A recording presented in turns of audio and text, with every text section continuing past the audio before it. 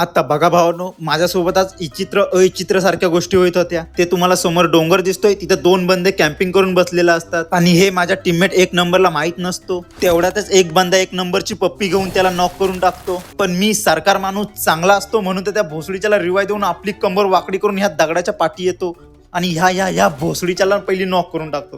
कारण ह्यानीच त्याला नॉक केलेलं आणि आता मी ह्याला नॉक केली. पण हा जो नॉकचा सिलसिला असतो तो इथपर्यंत थांबत नाही, ह्याच्या पुढे चालूच असतो आणि कंटिन्यू चालूच होतो. आता तुम्ही बघा फक्त, आता त्याला येऊ द्या बाहेर, आता तुम्ही बघा. पण त्याच्या आधी मला थोडीशी लूट करू द्या. थांबा जरा फक्त थांबा यार, पहिला लूट करू द्या, नंतर तुम्ही अरे भोसडीचा थांबा.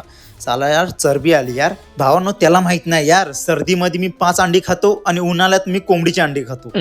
आता बघा भावांनो, ह्याला जशी परत एकदा नॉक करतो तसा मी पापचा भागीदार बनतो. कारण मी माझ्या एक नंबर टीममेटला रिवाय देतो.